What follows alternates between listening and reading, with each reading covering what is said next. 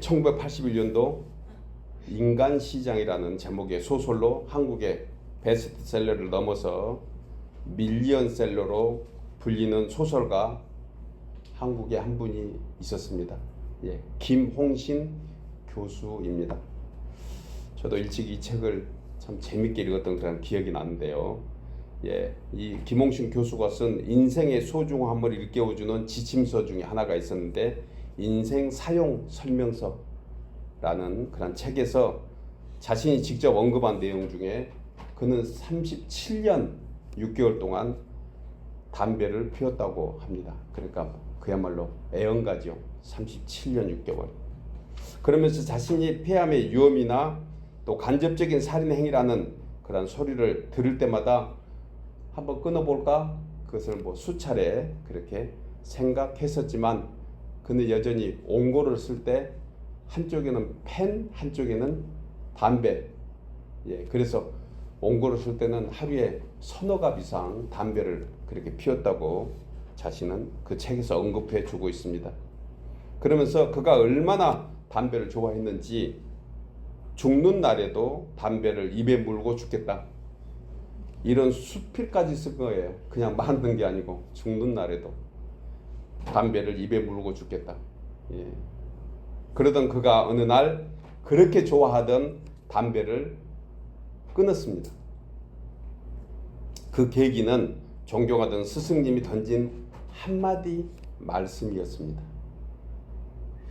그 내용은 쥐는 지약인 줄 알면 먹지 않는다. 쥐가 쥐약을 먹지 않는 것은 쥐약인 줄 알기 때문에 먹지 않았다. 그런데 사람은 쥐약인 줄 알면서도 먹는다.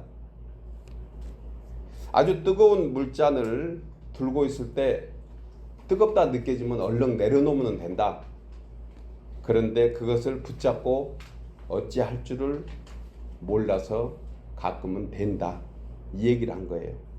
그러면서 세상을 끌고 가도 시원찮을 텐데 담배에 끌려가는 인생이 무엇을 하겠느냐 그 얘기를 한 거라고 그래요. 이 한마디에 큰 깨우침을 받은 것입니다. 백해 무익하고 남에게 피해를 주는 담배에게 끌려다니지 않기 위해서 한순간 담배를 끊었다는 거예요. 저는 이 글을 읽으면서 김홍신 교수가 담배가 무익하고 남에게 피해를 준다는 사실을 그는 37년 동안 몰랐을까? 처음 들은 얘기일까? 그 생각이 한번 든 거예요. 여러분 아니겠죠? 가족들은 그렇고 자녀들도 그렇고 주위의 사람들이 얼마나 많은 권면을 하고 때로는 그 부인은 뭐라고 했겠습니까? 담배 끊어야 된다고. 남의 행복과 평안을 위해서 수많은 조언과 도전과 희망을 주는 작가로서 담배의 무익함을 이미 최소한 이론적으로는 충분히 알았을 것입니다. 그러던 그가 어느 날 스승님이 던진 말 한마디에 알고 있던 지식이 머리에 머무른 것이 아니고 가슴으로 내려오게 된 거예요. 그리고 그 깨달음의 은혜를 읽고 결심한 것입니다. 그래서 저는 생각하기를 깨달음에도 때가 있다. 역시 깨달음에 정말 때가 있습니다. 보기만 해도 깨닫는 사람이 있고요. 듣고 깨닫는 사람이 있는가 하면 매를 맞은 다음에야 비로소 깨달은 사람도 있습니다. 그리고 무엇인가 소중한 것을 잃어버리고 나면 그때 그것이 얼마나 소중히 있는가 깨닫게 됩니다. 더러는 재물이 날아가고 몸에 큰 상처와 질병, 회복하지 못한 아픔이 생기면 그때 비로소 깨닫는 경우도 있습니다. 그러나 아무리 해도 깨닫지 못하는 사람은요, 아무리 좋은 것을 손에 쥐어둬도 뜨거워도 그걸 붙잡고 뜨겁다고 소리만 치고 내려놓지 못하는 우리의 인생들을 봅니다. 제가 이 글을 쓰면서 한 가지 생각났던 것이 어떤 목사님이 웃으면서로 했던 얘기가 생각납니다. 아내들이여 희망을 가지세요. 남편들이 깨닫지 못하는 때는 남편의 관뚜껑이 닫히는 순간에 그는 깨달을 것이다. 한국의 유명한 부흥 강사 목사님이 남편들이 하도 말을 안 들으니까 어느 아내가 했던 말을 비유로 얘기했대요. 저도 무엇인가는 관뚜껑 닫힐 때 그때 깨닫게 될까요? 여러분, 깨닫는 것도 정말 하나님의 은혜입니다. 진짜 은혜예요. 그래서 은혜는 구해야 합니다. 그저 내려온 것이 아닙니다. 은혜는 구해야 되는 것. 깨달음의 은혜를 구하는 것은 정말 귀한 기도의 제목이라고 생각해 봅니다. 이 깨달음은 포괄적인 은혜라고 저는 생각해요. 정말 하나님이 주시는 가장 인생에게 가장 소중한 어떤 은혜가 깨달음이다. 그래서 우리는 기도할 때 주여 오늘도 깨닫게 해주옵소서 하는 기도가 우리 깊은 곳에서 우리 나기를 주 이름으로 축복합니다. 그러면 분명히 깨달음의 은혜를 주실 줄 믿습니다. 예수님은요, 마태복음 13장 19절에서 땅에 떨어진 씨를 비유로, 밭에 떨어진 씨를 비유로 4가지 비유로 얘기하십니다. 그런데 새 땅은 깨닫지를 못해요. 한 땅만 깨닫습니다. 이때 주님이 하신 말씀은 아무나 천국 말씀을 듣고 깨닫지 못할 때는 악한 자가 와서 그 마음에 뿌려진 것을 빼앗나니 이는 곧 길가에 뿌려진 것이요. 이어서 돌밭과 가시떨기 밭을 비유로 말씀하신 후에 23절에서 좋은 땅에 뿌려졌다는 것은 말씀을 듣고 깨닫는 자니 결실하여 어떤 것은 100배, 어떤 것은 60배, 어떤 것은 30배 열매를 맺느니라. 여러분, 여기서 예수님이 그 당시에 씨를 뿌리는 것을 비유로 얘기하셨고요. 좀 구체적으로 말씀드리면 이스라엘의 농지법은, 그때 유대인들이 농사하는 법은 그냥 밭을 기경하고, 우리는 씨를 이렇게 심잖아요. 그런데 이때 이 지역에서는 씨를 그냥 뿌렸습니다. 그러니까 뿌리다 보니까 때로는 길가도 가고 때로는 가시밭에, 그런 의미예요. 이게 가시밭에 누가 씨앗을 심겠어요, 우리 한국 사람 같으면. 그런데 이때 유대인들의 농사법이 그랬습니다. 그래서 밭을 좀 기경하고 좀 이렇게 잘 고르고 거기다 막 뿌리는 거예요. 뿌렸는데 이렇게 됐다 그거예요. 그런데 그 당시에 와서 뭐가 먹을까요? 씨를 뿌려놓으면 새들이 먹었어요. 이 새는 성경에서 얘기하는 새의 의미는요, 나쁜 어떤 행위를 얘기하는 것입니다. 방해하는 행위. 그러니까 사탄 마귀를 얘기하는 거예요, 이를테면. 그런데 여기서 그것을 뿌렸음에도 불구하고 그것을 해방하는 것은 새가 아니고 사실 우리 자신이라는 거예요. 그래서 마음밭을 얘기하는 것입니다. 우리 속에 있는, 우리 속에 하나님의 말씀이 떨어졌는데 그것을 방해하고 해방하는 것은 어떤 사람이 아니고 상대가 아니고 내가 스스로 그것을 심겨주지 못한 거예요. 이것을 저는 깨달음이라고 생각해요. 그래서 깨달음이라는 단어를 오늘 많이 쓰려고 합니다. 깨달음 단어. 본문에서도 깨달음의 단어를 많이 해주고 있어요. 여러분, 이 내용은 말씀을 듣는 거 매우 중요합니다. 그런데 자신의 말씀으로 깨닫고 있는가 아닌가의 차이는 곧 천국의 비밀을 누리고 결실을 많이 맺어가는 그러한 인생으로 살게 되는가에 대한 얘기를 해주고 있는 것이에요. 여러분, 이처럼 깨달음에는요, 크게 두 유형이 있습니다. 하나는 인간적인 깨달음, 즉 정신적인 자기 노력에 의한 깨달음이 있고요. 또 하나는 영적인 깨달음의 은혜인 것입니다. 그런데요, 분명한 것은 어떤 유형이 더 지속적이고 오래갈까? 더 많은 열매를 맺을까? 어떤 유형일까요? 당연히 그렇습니다. 하나님의 은혜로 깨달음이 되어지는 것이 오래갑니다. 그래서 우리 한국 속담인지는 모르겠어요. 어디서 나온 속담인지 몰라도 연초에 우리가 계획하고 딱 작정하면 며칠 간다? 해보셨군요. 저보다 오래 갑니다. 저는 경우에 따라서 이틀밖에 안 가더라고. 요즘은 워낙 초스피드 시대라서. 그래서 작심 하루 반 이렇게 바꿔야 될 것 같아요. 작심 3일. 그 인간적인 노력과 의지로 계획함이 그렇게 간다 뭐 이런 비유를 얘기하겠죠. 그러니까 사람은 자기의 노력만 가지고는 뭐 하나 고치지를 못합니다. 하나님의 은혜가 있어야 하는 거예요. 그래서 세상 사람을 향해서 그가 안 바뀌는 것은 관뚜껑 닫힐 때 그때서 비록 깨달을 거다 이 얘기를 할 정도 아니겠습니까? 영원히 고치지 못한다. 인간의 노력으로는 우리의 연약함과 죄성이 그렇다. 그래서 우리는 지속적으로 하나님의 은혜를 구해야 한다는 것입니다.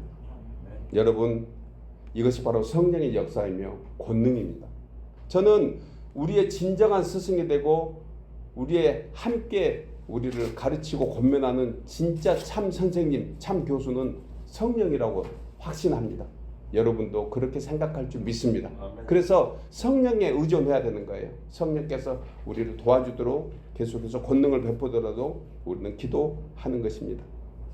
오늘 본문은 예수님과 제자들이 나눈 대화의 한 대목입니다. 그리고 이 대화에서 예수님은 제자들에게 너희가 아직도 깨닫지 못하느냐? 책망과 함께 안타까워하시는 모습을 보게 됩니다. 이제 조금 있으면 예수님께서는 온 인류의 구원을 위해서 십자가의 대속에 죽음을 앞두고 있는 시점에서 제자들이 아직도 영적으로 온전히 깨닫지 못한 것에 대한 사실 책망의 말씀인 것입니다. 그래서 제자들은 예수님의 가르침에 키포인트를 읽어내지 못하는 거예요. 그러니까 깨닫지 못하는 이유 중에 하나는 지금 무슨 상황의 것인가를 자기 스스로 알지도 못하고 그리고 그 상황에 대한 정확한 어떤 권면을 해 주심에도 불구하고 그것을 알아내지 못할 때, 읽어내지 못할 때 어떤 현상이 생기는가? 제자들은 예수님께서 바리새인과 사두개인들의 누룩의 교훈에 조심하라고 했는데 이들은 듣지도 않습니다. 왜 안 들었죠? 떡 안 가져온 거 걱정하고 있는 거예요. 지금 그게 키포인트입니다. 오늘의 핵심에 이걸 깨달으라는 것입니다. 이걸 깨달으라. 떡에 대한 걱정을 하면서 서로 의논하고 고작 떡을 가져오지 않는 책임이 누구에게 있는가를 서로 얘기하는 거예요. 지금 이 참 미련한 인생들 아니겠습니까? 이렇게 옥신각신하는 제자들의 모습, 여러분 2000년 전의 제자들의 모습일까? 우리의 모습 아닐까 하는 생각을 우리 함께 해보게 됩니다. 오늘 본문에서 주님이 말씀하신 너희가 아직도 깨닫지 못하느냐 하신 말씀의 교훈을 삼아서 주의 말씀과 주의 뜻과 주의 섭리를 우리가 다시 한번 믿음 안에서 깨달아 알고 기억하는 것이 어떤 것인가 우리 함께 생각하면서 세 가지로 은혜를 나누려고 합니다. 첫째로 깨달아 알고 기억하는 것이 주님을 기쁘시게 하는 자로 사는 믿음입니다. 나누어 있겠습니다. 깨달아 알고 기억하는 것이 주님을 기쁘시게 하는 자로 사는 믿음입니다. 예, 본문 7절에서 제자들이 서로 논의하여 이르되 우리가 떡을 가져오지 아니하였도다 하거늘 예수께서 아시고 이르시되 믿음이 작은 자들아 어찌 떡이 없으므로 서로 논의하느냐. 본절에서 제자들의 염려와 걱정과 갈등의 시작은 크게는 영적으로 깨어있지 못한 데서 시작한 것입니다. 그래서 예수님의 권능을 믿지 못하는 거예요. 결국은 불신앙이 원인인 것입니다. 여러분, 제자들이 지금 염려하고 걱정하는 것이 무엇입니까? 자신들이 떡을 가져오지 않았다는 것인데 예수님께서 베푸신 오병의 기적으로 남았던 12강줄이 그리고 그 많은 떡과 7병2여의 기적으로 4,000명을 먹고 남아서 7강줄이가 남았던 그 떡 조각 그것을 가져오지 않았던 것에 지금 걱정을 하고 있는 거예요. 여러분, 우리가 제자들의 입장이 아닌 객관적인 입장으로 가겠습니다. 자, 제자들 입장에서는 그들은 정말 그야말로 참 철없는 얘기하고 있으니까 우리는 이제 빠져나올게요. 거기서 이제 객관적으로 왔습니다. 그리고 제자들이 지금 하는 행위의 행동을 우리가 스크린으로 보고 있는 거예요. 드라마처럼. 그때 우리는 객관적인 관점에서 어떻게 생각할까? 어떻게 생각할 것 같아요? 참 제자들 미련하다. 아유 저것들 참 답답하네. 좀 전에 너희가 그 5병의 기적 7병의 기적으로 먹었던 떡과 그 물고기 날 소화도 안 됐을 거야. 이놈들아 정신 차려. 우리가 객관적인 입장에서는 그렇게 볼 것 같아. 그래야지 가장 상식적이잖아요. 제자들이 답답하다 이거예요. 믿음이 없다 이거예요. 한심합니다. 당연히 한심해 보여요. 왜 그럴까? 왜 그럴까에 대한 이유는 바로 이것입니다. 우리가 저 당시 제자들보다 조금 낫다는 믿음을 갖게 되는 것이 왜 그럴까? 그것은요, 제자들이 놓친 것이 무엇인가를 우리는 압니다. 예수님께서 믿음이 작은 자라고 하신 것은 여러분, 풍랑을 잔잔하게 하실 수 있는 권능의 예수님께서 제자들과 함께 배에 타고 있었습니다. 그런데 배에 타고 계셨는데 고물, 즉 배 선수에서 주무시고 계셨어요. 그러니까 풍랑이 일고 있는데 주무시고 계셨다. 그런데 풍랑을 맞이한 베드로와 제자들은 난리 법석입니다. 해결했어요? 해결 못했습니다. 누가 해결해 주셨죠? 예수님께서 해결해 주신 거예요. 그러면 떡을 안 가져왔으면 이것을 왜 우리가 답답하다고 했을까요? 이것은 떡의 주인이신 예수님이 옆에 계시잖아요. 풍랑을 잔잔하게 할 예수님이 계셔서 결국은 문제가 해결된 것처럼 제자들이 떡을 안 가져왔습니다. 이제 끼니가 가까워지는데 뭐 이렇게 그 음식을 준비해서 식사를 해야 될 때가 됐는데 떡 안 가져왔네? 걱정 마. 베드로 정도면, 요한 정도면. 왜? 떡을 만드신 분이 예수님이야. 이렇게 봐야지 믿음이 있는 겁니다. 우리는 그렇게 객관적으로 보고 있는 거예요. 그럼 우리 주관적으로 들어갈게요. 이제 객관적으로 나왔어. 우리가 제자들 입장에서는 어떻게 할 것 같아요? 주여할 것 같아요. 우리 장로님 주여했습니다. 제자들의 우리가 입장으로 들어가면 아마 우리 여기 계신 분들은 최소한 주님 떡 5병이어까지 안 만들어도 돼요. 5,000명 안 만들어도 돼요. 우리 여가 한 14명, 3명 되니까 우리 떡 우리가 잔뜩 먹게 만들어 주세요 라고 했을 줄 믿습니다. 아멘. 그러니까 우리가 주관적으로 하면 그렇게 해야 되는 거예요. 이것을 오늘 얘기하고 싶은 겁니다. 주님이 이것을 얘기하고 싶은 거예요. 여러분, 예수님은 하늘의 모든 권세와 능력을 가지고 계신 분인 줄 믿습니다. 구하고 찾고 두드리면 열리고 주신다는 거예요. 그것을 믿음을 얼마나 갖고 있냐에 따라서 그 사실을 누리게 되는 줄 믿습니다. 여러분 생각해보면 이런 어리석음과 무지함과 불신앙은 그 당시 제자들뿐만일까? 객관적으로는 제자들 참 미련하다라고 했지만 주관적으로 우리가 들어가면 우리 또한 지금 그렇게 살고 있지 않는가 하는 것입니다. 답답한 제자처럼 지금도 우리도 무슨 문제가 생기면 그것만 가지고 바둥바둥하지 그것보다 더 크신 하나님, 그것보다 더 크신 예수님의 권능은 구하지 않고 있지 않는가. 저는 한 가지 우리가 큰 믿음을 갖자는 것은 솔직히 그렇게 하면 좋지요. 그런데 최소한 저는 이랬으면 좋겠어요. 무슨 문제가 생기면 그래도 우리 장로님처럼 주여 한 번이라도 불렀으면 하나님 이 문제 해결해 주세요. 언제가 우리 함께 나눌 때 저도 가끔 이렇게 몸이 피곤하고 힘들 때 뭐 제가 철인 아니잖아요. 약을 먹습니다. 갑자기 감기 걸리고 갑자기 몸이 뿌듯하고 이런 어떤 바이러스가 들어와서 힘들게 하고 하면 약 먹어요. 그런데 약이 해결해 줍니다. 그렇죠? 이건 상식이에요. 그런데 그 약으로 인해서 하나님의 은혜가 입으면 100배의 해결이 될 줄 믿습니다. 그러니까 기도하고 먹는 거예요. 주님, 이 약에 은혜 주옵소서. 이런 것이 어찌 보면 하나님의 우리 삶에 영접하는, 끌어들이는 그러한 믿음이 아닌가 하는 생각을 해봅니다. 이렇게 말하면 어떤 분이 이런 생각을 합니다. 예수님께서 우리 목전에 오병이의 기적을 베푸신 그 현장을 내가 있었다 하면 자기는 평생 예수님 떠나지 않겠다 이렇게 얘기하는 사람 있었습니다. 지금은 예수님이 어디 있어요? 예수님 지금 안 계시잖아요. 그래서 허상이잖아요. 지금 이 얘기를 하고 싶은 거예요. 이렇게 생각하고 말하는 사람을 향해서 이 말씀하십니다.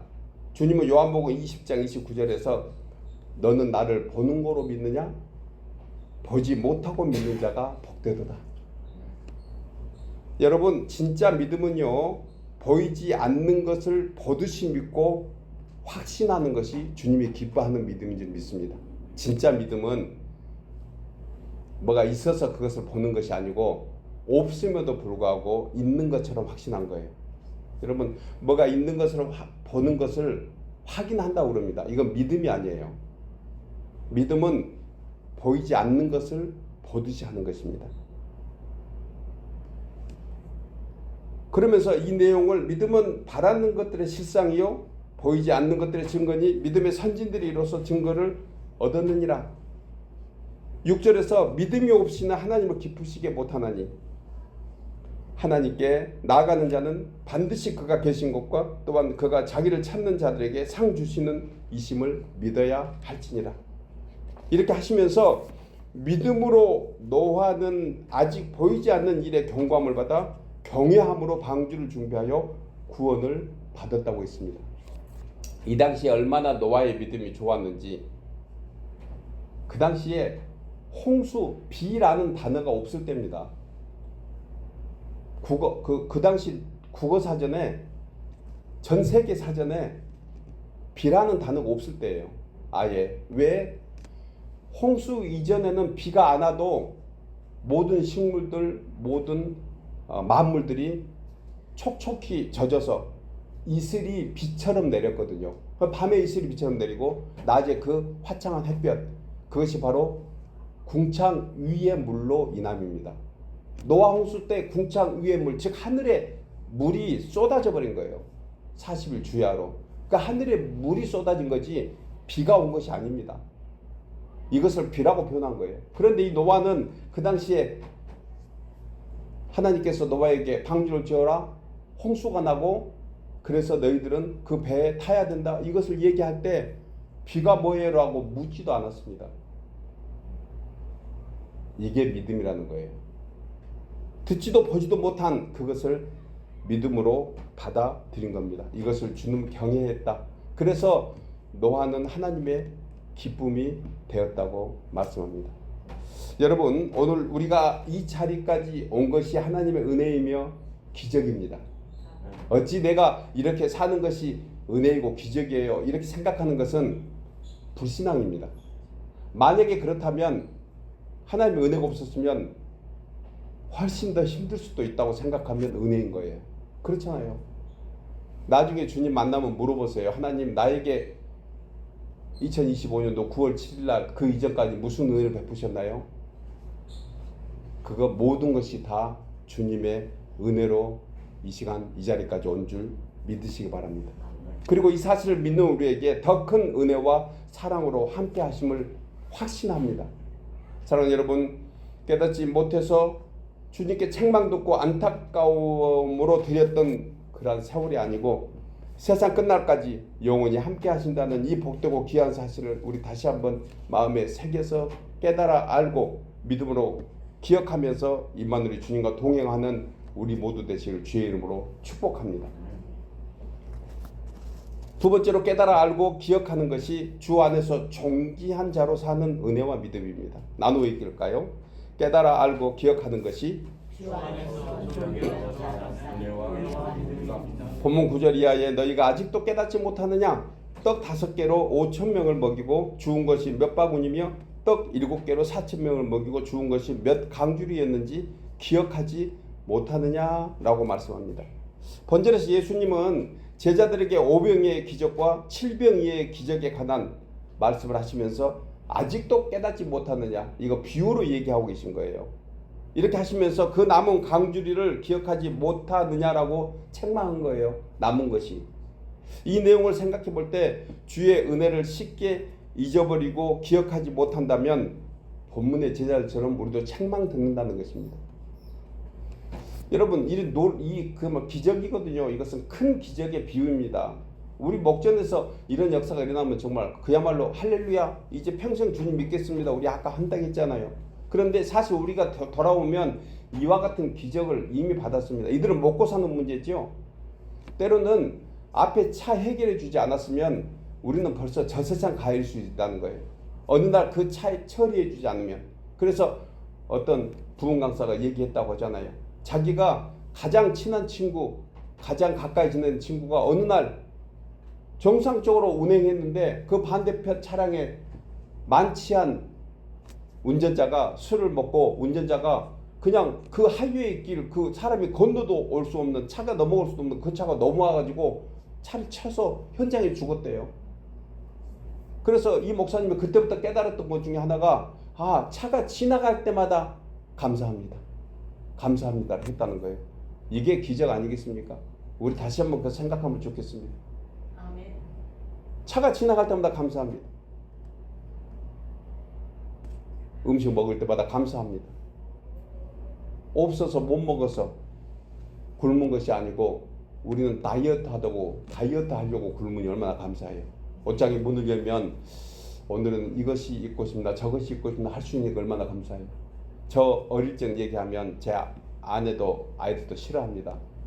좀 힘들게 산 것 같은 얘기해서. 그런데 그 당시에는 옷 하나 걸어놓으면 그거 도로 입고 나갔어요. 빨아가지고 안 말리면 제 어머니가 교복 얘기하는 것입니다.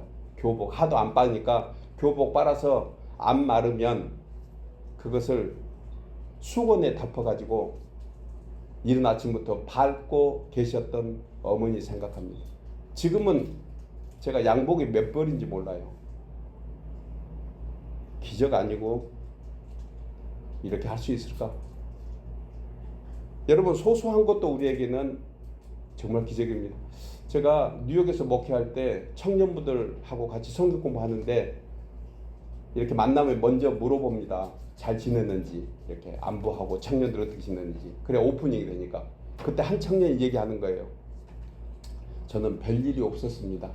그것이 기적이었습니다. 저는 일상이 기적입니다. 이야, 이 청년이 미국의 육사 생도였어요. 그러면서 하는 말이 비범이 평범입니다. 이 단어를 쓰더라고. 예.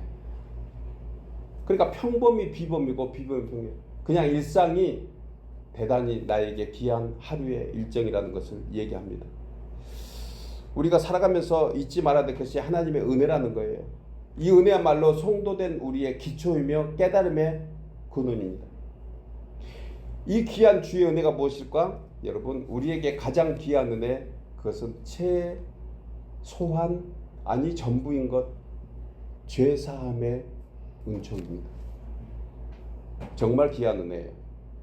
이 죄사함의 은총을 입었기에 우리가 하나님의 자녀가 되고 오늘 주님을 나의 아버지로 부르면서 예배할 수 있기 때문에 그렇습니다. 그러면서 우리의 가장 귀한 것이 거룩합니다. 하나님과 교통할 수 있는, 연합할 수 있는 하나님의 자녀된 것이다. 이 은혜만 생각하면요, 나머지 모든 문제는 다 해결된다는 거예요. 그래서 여러분, 종기의 시작, 귀중함의 시작, 이 가치는 우리가 제사함 받고 하나님의 자녀가 됐다는 것입니다. 오늘 제자들은 자신이 누구인지, 누구와 함께하고 있는지를 깨닫지 못해서 일어난 거예요. 우리는 예수님과 함께 살아가고 있는 사람들인 줄 믿습니다. 그래서 존귀한 사람이 된 거예요. 그러다 보니까 하늘로부터 내려진 영원한 떡, 영생의 떡이 되시는 예수님을 곁에 두고도 먹어서 없어질 세상에 떡 없다고 염려하고 걱정하고 있는 모습들, 이것은 존귀한 자들이 아니고 비천한 자로 나락해지는 그러한 상황을 만들어 가는 것입니다. 저는 가끔 제 마음에 위로가 되는 말씀 중에 하물며 너희일까 보냐, 저 이 단어를 참 가끔 생각합니다. 하물며 너희일까 보냐. 이 말씀은 예수님께서 산상수훈을 통해서 마태복음 6장에서 하신 말씀인데요, 내용이 이렇습니다. 오늘 있다가 내일 아궁이에 던져지는 들풀도 하나님이 이렇게 먹이시거든, 입히시거든. 하물며 너희일까 보냐. 믿음이 작은 자들아, 그러므로 염려하여 이르기를 무엇을 먹을까, 무엇을 마실까, 무엇을 입을까 염려하지 말라 하시면서 32절에서 이는 다 이방인들이 구하는 것이라 너희 하늘 아버지께서 이 모든 것이 너희에게 있어야 할 줄을 아시느니라. 아멘이죠. 여러분, 우리 함께 예배하고 있는 우리 여러분들, 실질적으로 우리 모두가 무엇을 먹을까 입을까 염려하는 그런 상황이 아닌 것을 저도 너무 잘 압니다. 그런데 이것은 단순히 그 당시에 어려웠던 시대를 비유로 얘기한 것이라고 하면 우리에게 또한 염려는 이와 같은 내용들로 담아 있다고 비유로 생각할 수 있는 거예요. 우리가 주님을 믿는다고 하면서 왜 쉽게 염려와 근심하며 걱정에 살까? 우리 자신이 이제 누구의 것인지 깨닫지 못해서 잊어버려서 나타나는 현상이라는 거예요. 우리는 하나님 아버지께서 그의 사랑하시는 아들 예수 그리스도를 죽이기까지 사랑하셨습니다. 그 거룩한 피값으로 사신 하나님의 자녀, 주의 성도, 그래서 존귀한 자가 된 줄 믿으시기 바랍니다. 이처럼 제사함의 확신과 깨달음과 믿음은 이 세상을 살아가는 성도의 능력이며 권능이 되는 것입니다. 스스로 못났다고 자책하는 거 불신앙입니다, 여러분. 나 스스로 아무것도 아니야 이렇게 얘기하지 마시기를 주 이름으로 축복합니다. 왜? 하나님이 들으시면 섭섭해요. 하늘 아버지께서 내가 너를 어떻게 나의 모든 것을 치르고 내 자녀 삼으셨는데, 이 얘기는 성경 곳곳에서 이미 얘기하고 있는 부분인데 이것을 스스로 비하시키고 현실의 자신을 접목하지 마십시오. 여러분, 우리는 저 천국 소망을 갖고 사는 하나님의 사람들입니다. 그때 주님의 기쁨도 되지만 내 자신이 프라우드하지 않겠어요? 어떤 목사님이 쓴 책의 제목 언젠가 함께 나눈 적이 있는데, 인생은 해석이다. 이런 책의 제목이 있습니다. 인생은 해석이래. 목사님이 쓴 책인데 그것을 단순히 어떤 샤머니즘적인 그런 것이 아니고, 자율적인 해석이 아니고 내가 누구와 함께 있는가를 생각하면 그 해석은 자연적으로 우리에게 소망과 힘이 된다는 것입니다. 왕자가, 우리 드라마에서 그런 거 보죠. 궁에 있어야 될 왕자가 그냥 무수리 옷을 입고 그러니까 그 어떤 그 평민의 옷을 입고 밖에 나가서 어떻게 지내다가 시장 바닥에서 그냥 어떤 꿀꿀이죽 먹는다고 해서 그 사람이 평민 됩니까? 아니에요. 그 신분은 그전이 왕자인 것인 걸 우리는 압니다. 우리는 하나님의 자녀입니다. 믿으시기 바랍니다. 하늘 아버지께서 친히 택하시고 너를 일컬어 너는 내 것이라 일컬어 주신 존귀한 자가 되었다는 거예요. 사랑하는 여러분, 우리가 이 세상에서 잘 못 먹고 잘 못 입고 혹여 돈이 없고 못 배우고 좀 가난하다고 해서 왕자의 신분이 거지로 바뀌지 않는 것처럼 주님의 거룩한 은혜를 입는 우리 모두는 이미 하나님의 자녀가 되어서 하나님 안에서 살고 있는 줄 믿습니다. 그래서 이것을 깨닫고 알고 정말 잊지 않겠다 기억하면서 존귀한 자로 사는 우리 모두 되시기를 주의 이름으로 축복합니다. 세 번째로 깨달아 알고 기억하는 것이 주 안에서 지혜로운 자로 사는 은혜와 믿음입니다. 마지막 우리 세 번째 같이 나누어 있겠습니다. 깨달아 알고 기억하는 것이 주 안에서 지혜로운 자로 사는 은혜와 믿음. 본문 11절에서 이 말씀을 하고 있는데요. 어찌 내 말한 것이 떡의 관함이 아닌 줄을 깨달지 못하느냐. 오직 바리새인과 사두개인의 누룩을 주의하라 하시니 그제서야 제자들이 떡의 누룩이 아니요 바리새인과 사두개인들의 교훈을 삼가라고 말씀하신 줄을 깨달으니라. 이 내용에는 좀 배경의 해석이 필요합니다. 이 상황의 정확한 이때 왜 이 말씀을 하시는가. 여러분, 지금 떡에 관한 것과 누룩에 관한 것을 비유로 얘기하면서 바리새인과 사두개인을 얘기하고 있거든요. 왜 바리새인과 사두개인을 얘기했을까? 이것은요, 바리새인과 사두개인의 불신앙을 비유로 얘기하시면서 바리새인과 사두개인들이 믿지 않는 것이 있습니다. 그것이 뭐냐면 기적을 믿지 않아요. 저들은 굉장히 총명한 현실주의자들입니다. 그래서 이성주의자들이에요. 바리새인들이 그 대표고요. 그러니까 율법이라는 책 아래 묶여가지고 그것을 스스로 자기들 머리로 해석하고 생각하는 거예요. 영의 해석이 하나도 없습니다. 사두개인은요, 사두개인은 천국이 없다 하도다. 이들에게는 부활도 없다. 그러니까 아예 불신앙의 대명사들입니다. 이들이 얘기하려고 하는 것은 5병의 기적, 7병의 기적, 이것은 없다, 그 얘기를 하고 싶은 거예요. 반론하고 싶은 것입니다. 그러면서 누룩에 관한 얘기를 하는데요. 누룩의 교훈을 조심하래. 누룩의 교훈은 뭘 얘기하면, 여러분, 누룩이 하는 일이 뭐죠? 누룩은 부풀게 하는 거죠. 이것을 다른 말로 하면 변형시키는 것입니다. 원재료에서 변형시켜서 다른 효과를 내는 것을 누룩이라고 얘기한다고 하면, 이 누룩은 원재료, 원 모양에서 다른 걸로 변형시키는 거예요. 그러니까 복음에서 다른 바리새인과 사두개인들은 다른 걸로 변형시키려고 하는 것을 얘기하는 것입니다. 그래서 이때 떡에 대한 얘기를 비유로 5병의 기적과 7병의 기적을 비유로 얘기하고 있는 것입니다. 여러분, 복음의 주인은 누구입니까? 예수님이십니다. 기적이 아니에요. 그런데 우리는 살면서 이 기적이 꼭 예수님인 것처럼 착각합니다. 오늘날 많은 이단과 오늘날 많은 교주가 생기는 것은 다 이런 현상이 나오는 거예요. 뭔가 이상한 일이 생기고 사람이 상식으로 생각할 수 없는 일이 생기면은 그게 꼭 하나님이 하신 걸로 가장해서 자기가 하나님 되는 경우가 다입니다. 요즘 마들 한학자 통일교 말이 한국에서 많이 나옵니다. 내란으로 인한 어떤 깊은 연관이 있음을 때문에 이렇게 정치적으로 지금 해결하고 있는 것으로 제가 알고 있고 거기까지만 말씀드릴 수 있는데요. 이 한학자가 나중에 더 간이 커지니까 하는 말이 뭐죠? 마들스 한인데 자기 스스로 독생녀래. 독생자 예수님이 아니고 독생녀. 그래서 이제는 예수님의 시대는 끝났고 독생녀 자신의 시대가 왔다고 해서 이것을 홀리고 있는 거예요. 거기에 다 홀딱 빠져가지고 젊은이들뿐만이 아니고 많은 사람들이 거기에 다 추앙하고 있으니 이게 귀신 들린 역사가 아니겠습니까? 저는 확신합니다. 제가 지금 말씀하고 있는 이게 유튜브로 다 퍼지게 되면 이들도 들을 텐데 저는 정말 확신해요. 귀신의 역사입니다. 독생녀가 나타났대. 그리고 자신이 독생녀래.